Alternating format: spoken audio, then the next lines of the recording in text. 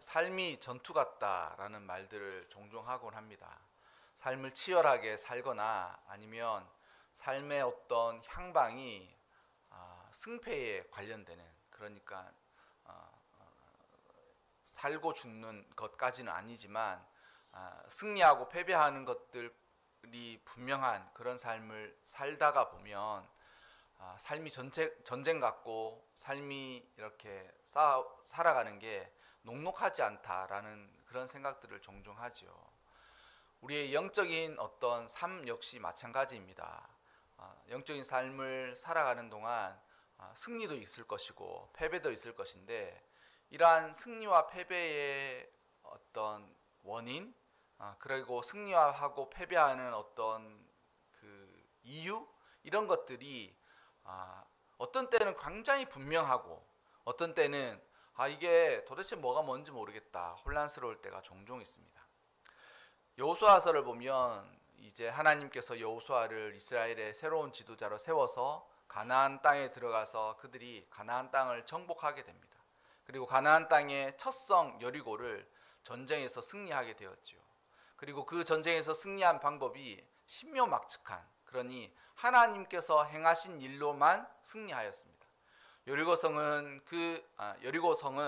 가나안 땅에 있는 가장 첫 성이다라고 되어 있지만 아마도 크기가 큰 규모가 있는 성 중에 첫 성이다라는 그 말이 더욱더 확실할 것입니다. 근데 그 성 앞에서 이스라엘 백성들은 저 여리고를 점령해야만 이제 가나안 땅에 들어가서 또 여리고 이후에 많은 나라들을 이제 정복할 수 있을 텐데 고민하면서 여호수아도 밤에 잠이 들지 못하는, 잠을 잘 수가 없는, 그래서 광야에 홀로 나가 있거든요. 광야에 홀로 나가 있는데 여호와의 군대 장관을 만납니다. 그리고 여호와의 군대 장관을 만나고 그 만나는 경험을 통해서 여호수아가 마음의 담대함을 얻어요. 여호와께서 이 전쟁을 치르시는구나. 여호와의 군대 장관이니 하나님의 천사가 먼저 가서 그곳에서 전쟁을 치르고 있구나. 그런 것들을 고민하게 됩니다. 그리고 하나님께서 이러한 방법으로 여리고를 점령하라라고 말씀해 주신 그 방법이 또 하나님의 온전한 뜻이었어요. 뭐냐면 언약궤를 메고 성을 한 바퀴씩 도는 거예요. 한 바퀴씩. 그래서 첫날도 한 바퀴, 둘째 날도 한 바퀴, 그렇게 돌다가 일곱째 날 7번 돌고 나팔 소리와 백성들의 함성으로 여리고가 무너지지 않습니까? 그런데 그 여리고 전쟁에서 이제 승리하게 되죠. 근데 여러분 잘 생각해 보면 여리고에서 승리하고 난 이후에 이스라엘 백성들이 이제 의기양양합니다.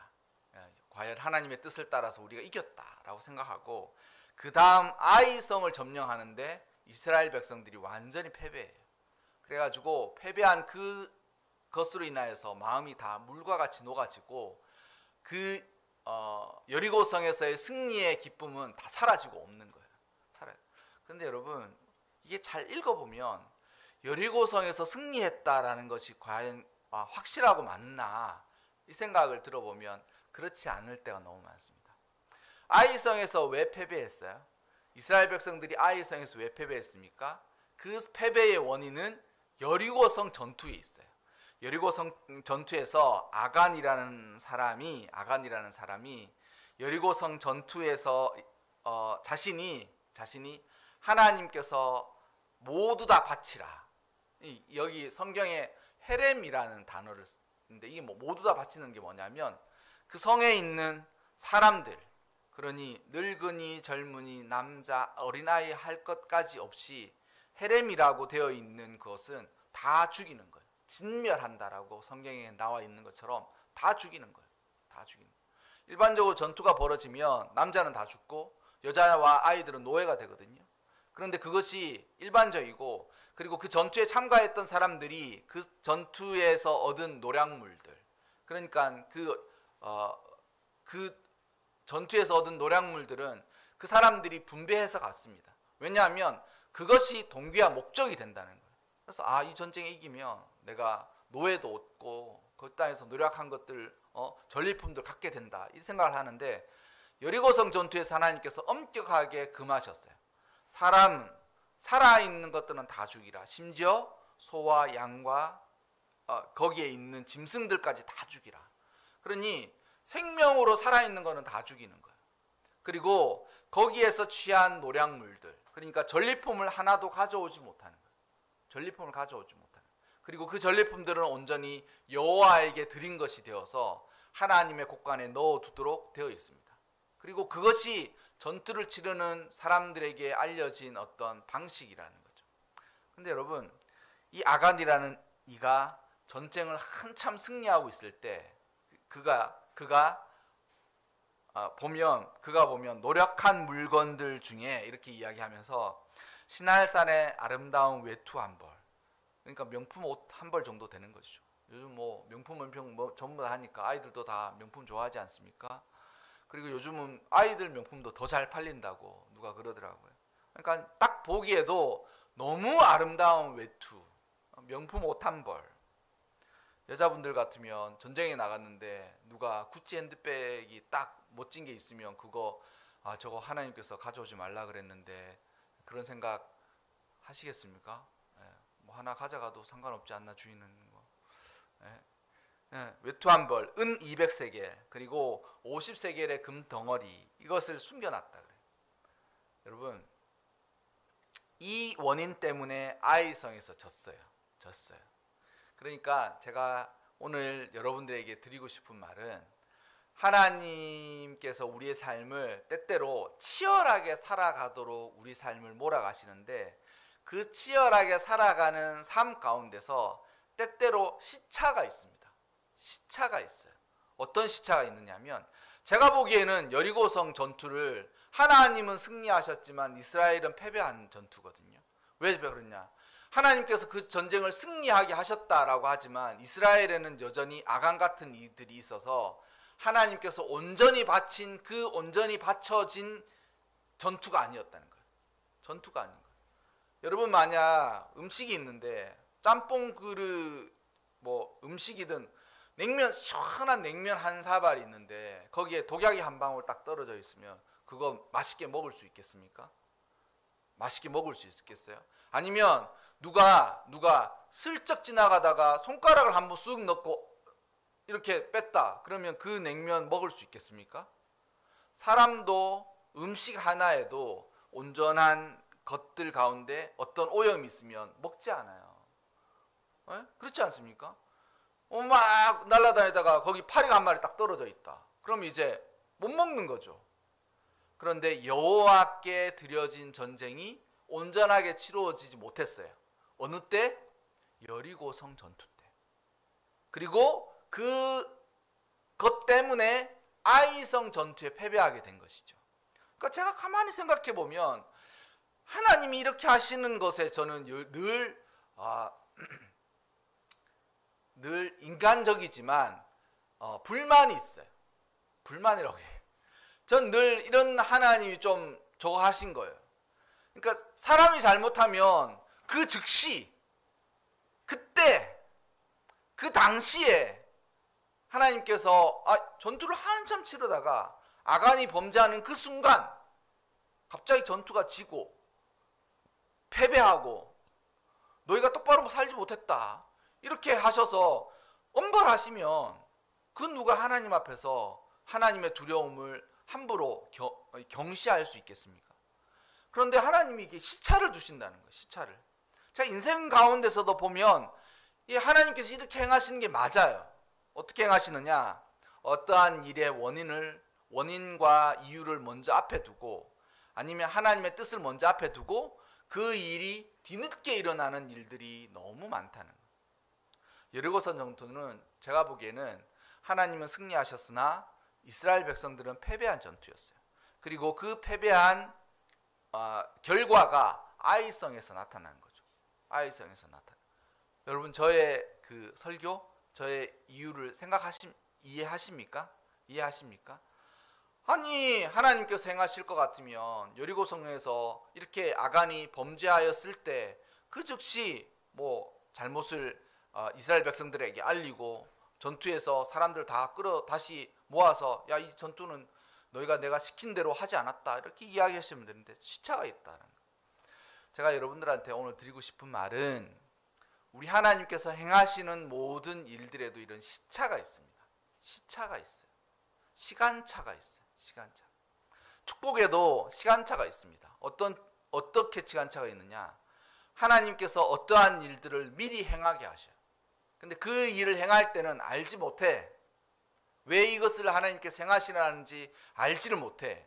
근데 사람의 마음에 아이고 그거 해가지고 될까? 이런 마음을 먹는 사람이 있고, 그래도 주께서 말씀하셨으니 그래 해야지 라고 순종하는 사람이 있어요. 그런데 이게 그 사람의 인생을 두고 보면 이것이 나중에 뒤늦게 이 일이 그때 이렇게 하기 위한 하나님의 놀라운 뜻이었구나 라고 생각하는 일들이 종종 있다라는, 종종 있다. 범죄도 마찬가지입니다. 범죄도 지금 많은 일들이 있었지만 뉴스에서 이렇게 회자되고 있고 사람들이 이렇게 하고 있는 일들 가운데, 만약 이 일이 나중에 시간이 지나서 엄청난 파장을 가지고 올 것이다라고 생각하였다면 그 이전에 그런 일들을 행했겠습니까? 절대 안 하죠.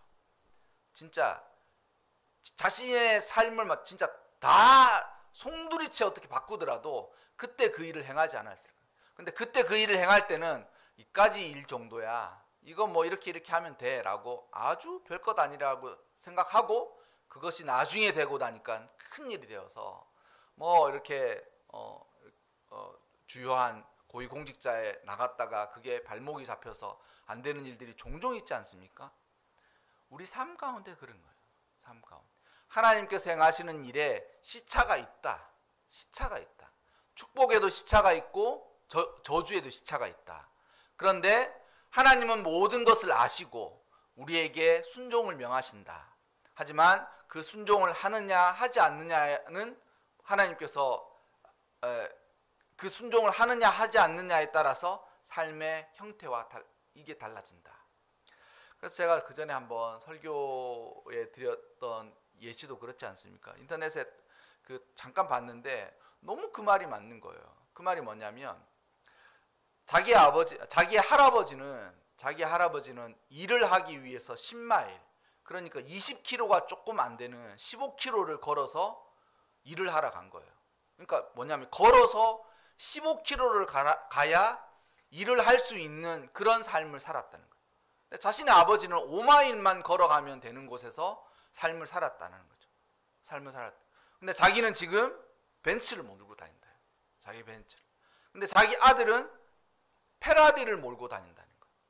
근데 자기가 생각하기에 자기 아들의 아들은 다시 걸어 다닐 거다. 이렇게 이야기하는 거예요. 근데 그 얘기를 딱 듣는 순간 이거 맞는 이야기다라는 생각이 드는 거예요. 뭐냐면 삶의 축복, 성공, 삶의 저주, 삶의 패배도 실패도 시차가 있습니다. 시차가 있습니다. 그래서 성경에 뭐라고 되어 있어요? 너희가 일이 잘 되었다라고 생각할 때에 득이하였다. 이게 내 뜻대로 되는구나 라고 생각하고 그것에 우쭐하지 말라고 되어 있어요. 우쭐하지 말라고 되어 있어요. 우쭐하지 말라. 그래서 우쭐한 대표적인 사람이 누가복음에 나오지 않습니까? 누가복음에 농사를 잘 짓고 어떻게 했다 그래요? 내 영혼아 먹고 마시자. 이제는 넉넉하고 하는 것들이 있으니까 이제는 먹고 마시고 연락하면서 놀자라고 했는데 하나님 뭐라 그래요? 너의 수하는 너의 삶은 거기까지야 라고 그의 영혼을 거둬두신다고 했죠. 삶의 모든 일들이 마찬가지입니다. 하나님이 행하시는 모든 일들에는 시차가 있다. 시차가 있다. 그런데 하나님께서 모든 것을 아셔서 미리 그 일을 행하신다. 그리고 그 일을 행한 것이 나중에 축복이 될 수도 있고 나중에 거꾸로 저주가 될 수도 있다라는 거죠. 제가 보기에는 여리고성 전투 승리하지 않았어요. 온전히 바친 것이다 라고 되어 있는 것은 다 드리는 거예요. 아까 전에도 냉면에 내가 먹을 냉면에 손가락만 빠져도 우리가 그걸 안 먹는데, 하나님이 행하신 그 전투에 한 사람이 잘못했지 않습니까? 한 사람이 잘못했으니까 그 한 사람은 벌하시되 우리는 하나님 우리가 잘못한 게 아니지 않습니까? 그런 이야기 할 수가 없는 거예요. 이해할 수. 그래서 하나님께서 보시기에 제가 보기에 여리고성 전투는 이스라엘은 패배했다. 그런데 그 패배의 여파가 아이성 전투의 패배로 이어졌다라고 하는 거예요. 그래서 여러분, 인생에 있어서 이러한 안목을 가지는 건 참 중요한 것입니다. 뭐냐면 지금 내가 잘 되고 있다라고 생각하는 그때 우쭐하지 말고 이 잘 된 것이 과연 어디에서 시작되었는지를 곰곰이 알고 있는 사람이 겸손할 수 있어요. 저는 인생을 살면서 한때 잘 나갔다는 사람을 정말 많이 만났거든요. 특별히 교회 안에서 많이 만났습니다. 예전에는 벤츠도 몰고 다녔다 하고 예전에는 사업장을 크게 했다고 하는 사람들도 종종 만났습니다. 근데 그 사람의 현재는 뭐냐면 실패자인 거예요. 실패자. 그런데 우리가 인생의 삶을 살아가는 동안 아주 잘 되고 있을 때, 득이하였을 때, 그리고 우리 삶이 아주 편안하고 순탄하고 축복된 삶을 살고 있을 때 그 일이 어떻게 되었는지를 알 필요가 있어요. 혹시 이게 나 혼자만의 성공이라고 생각하고 있다면 그 사람은 아주 교만한 사람입니다. 누군가의 기도가 있고 누군가의 남모르는 헌신이 있고 누군가의 어떤 알지 못하는 그러한 일들이 있다는 거죠. 제가 옛날에 읽었던 책에 그렇게 나와 있더라고요. 어떤 목사님이 자기가 개척한 교회는 아니지만 자기가 부임하였을 때 교회가 폭발적으로 성장했다는 거예요. 막 성장해가지고 이 일이 어떻게 되었을까 그런 생각을 하셨는데 곰곰이 생각하다가 나는 이 교회에 부임하자마자 이런 일들이 일어나는 걸 보면서 그 목사님이 이게 내 능력이 아니라 다른 데에 이유가 있지 않는가라고 생각을 하면서 곰곰이 생각해 봤대요. 그런데 그 지혜가 있어야 돼. 우리가 인생을 살 때, 우리가 삶을 축복되게 살아가고 있을 때 시차가 있어서 이미 하나님께서 행하신 일이 그때에 일어나는 거예요. 그때에 일어나는 거예요. 그리고 그 일로 인하여서 그때에 마음을 겸손히 가지지 아니하면 아까 전에 이야기했던 것처럼 그 축복과 저주의 반복을 살아가는 거예요. 할아버지는 걸어 다니고 아버지는 5마일을 걸어서 일 가고 자기는 벤츠를 타고 아들은 페라리를 타는데 자신의 손자는 다시 걸어서 직장을 가게 되는 이 일들이 반복된다는 거죠. 그래서 여러분, 우리 삶을 살아가는 동안 이 지혜를 꼭 가지시기 바랍니다. 그래서 먼저 하나님께서 행하게 하시는 일들에 대해서 그것이 아주 인생을 살면서 뒤늦게 온다는 거죠. 그리고 뒤늦게 그 일을 만나게 되면 이것이 시차를 두고 하나님께서 먼저 행하신 일인 것을 알고 있어야 합니다. 그것이 그 지혜가 꼭 필요하다라는 거죠. 두 번째 지혜가 필요한 것, 싸움의 전쟁과 전투를 치르는 지혜 중에 하나는 온전한 거예요. 온전한 거.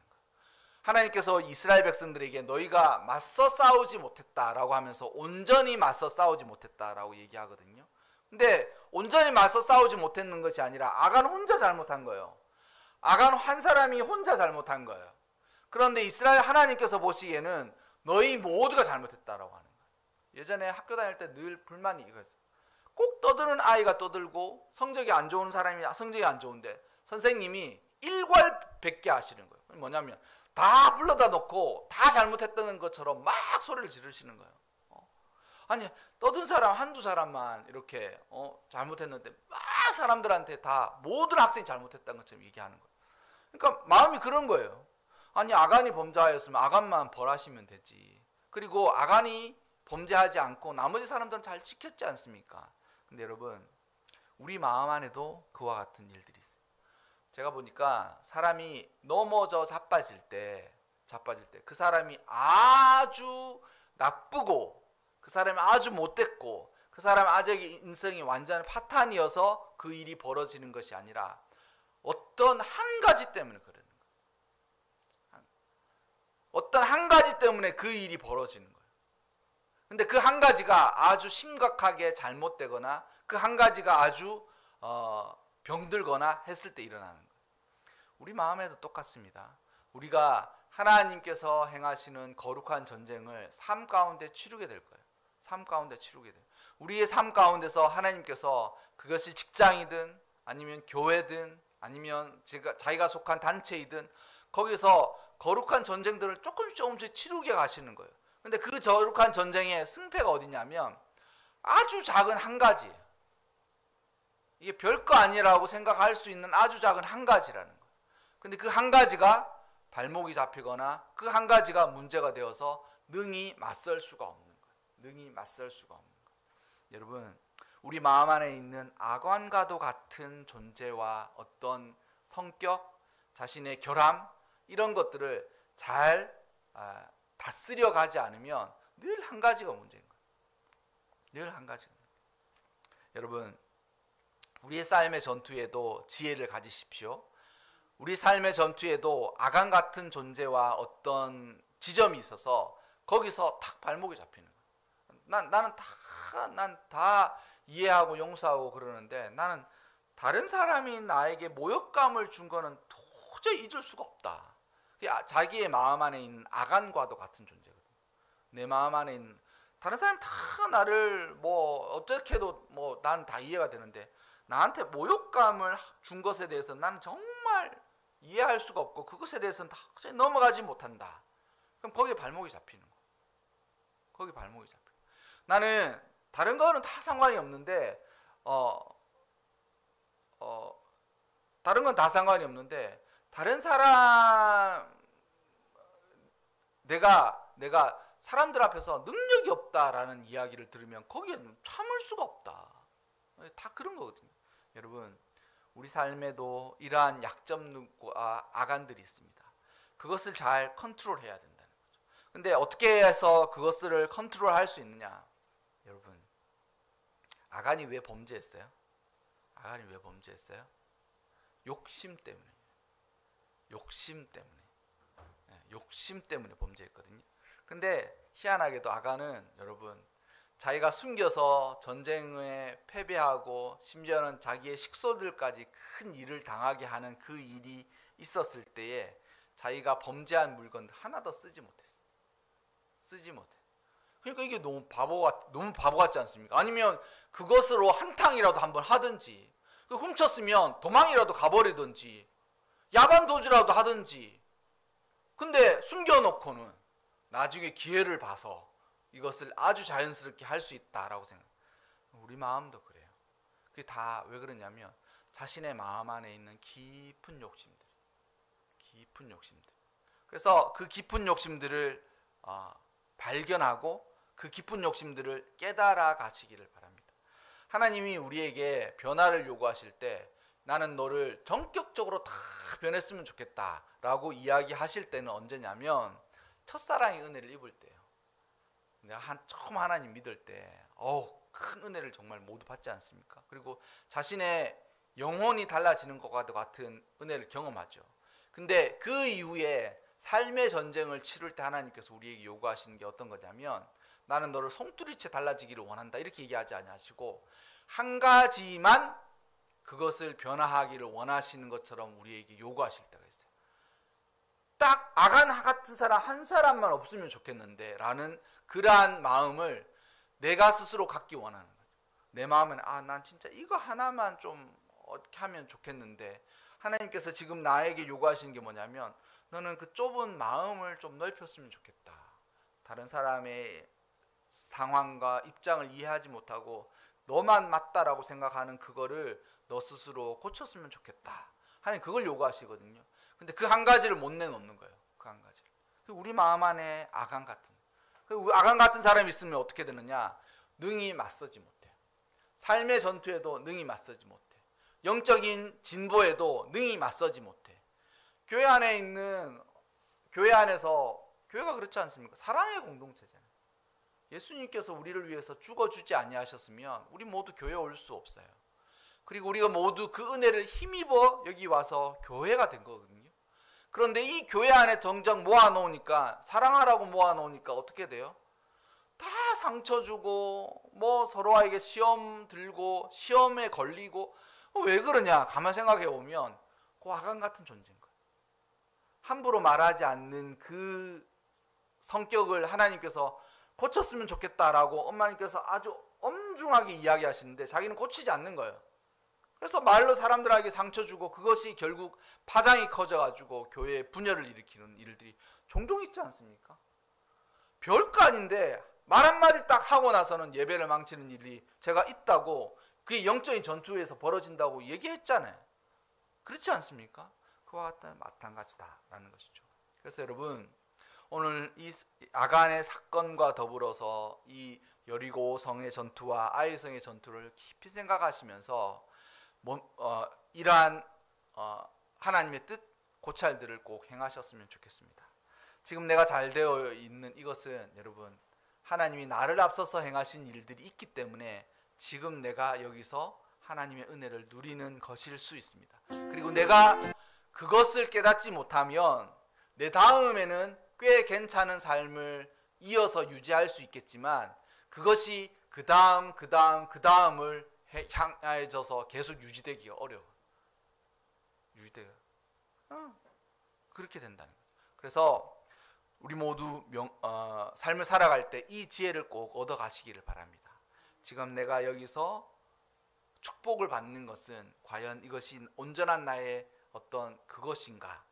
그리고 그것이 시차를 정해서 일어난다면 지금 내가 고난을 받고 있는 이 고난은 과연 고난으로 그칠 것인가? 아니면 하나님의 놀라운 어떤 일들을 행하는 초석이 될 것인가? 그렇게 되는 거예요. 그렇게 되는 거예요. 그러한 일들이 끊임없이 이루어져요. 끊임없이 이루어져요. 그리고 또 하나는 하나님께서 우리에게 삶에 능히 맞설 수 있는 일을 행하실 때 우리에게 아간과도 같은 존재를 하나님께서 제거하기로 원하신 우리 마음 안에. 그래서 늘 더운 여름에는 냉면을 생각하시고 추운 겨울에는 우동을 한번 생각하십시오. 거기에다가 손가락 집어넣으면 먹겠어요? 안 먹겠어요? 안 먹는다는 거예요.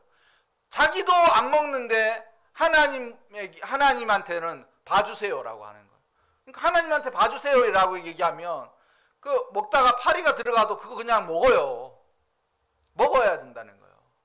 하나님에게 아간 혼자 잘못했지 않습니까? 라고 이야기할 정도면 남이 오다가 손가락 집어넣고 냉면을 가져와도 이 정도야 다 먹지. 손가락 괜찮겠어? 그렇게 하고 먹으라는 거예요. 근데 사람들은 그것도 먹지 않고 이거 다시 갖고 오라고 그러잖아요. 그런데 하나님한테는 봐달라고 하는. 하나님한테서 하나님께서 우리 마음 가운데 너 그거 하나 꼭 고쳐야 된다. 너 그런 너의 삶의 태도와 방식, 너가 가지고 있는 그 모습을 꼭 바꿔라라고 하나님께서 지금 요구하시거든요. 근데 안 바꿔. 그러면서도 하나님, 제가 치르는 영적인 전투에서 내가 꼭 승리할 수 있게 해달라고 얘기한다는 거죠. 아간과도 같다라는 말씀을 드립니다. 여러분, 우리 삶을 살아가는 동안 삶을 정말 치열하게, 삶을 정말 간절하게 싸움을 살아가면 그 삶을 살아가는 모든 삶이 전쟁과 전투 같아요. 전쟁과 전투 같아요. 치르고 나면 진이 다 빠지고 이걸 계속 치룰 수 있을까? 이길 수 있을까? 그런 생각을 하면서 날마다 삶을 전투처럼 치르고 가는 거예요. 하지만 그 전투에 승리해야 하지 않겠습니까? 승리해야 되잖아요. 그렇게 힘들게 치열하게 치르는데 패배하면 어떻겠습니까? 반드시 이겨야 돼요. 근데 그 반드시 이길 수 있는 어떤 지혜가 오늘 선교에서 말씀드린 이 두 가지라는 거예요. 축복과 저주의 시간차, 그리고 우리 마음 안에 있는 아간과도 같은 존재. 이 두 가지를 늘 유념하셔서 여러분의 삶의 전투가 꼭 승리로 결말 지어지시기를 주님의 이름으로 축원합니다.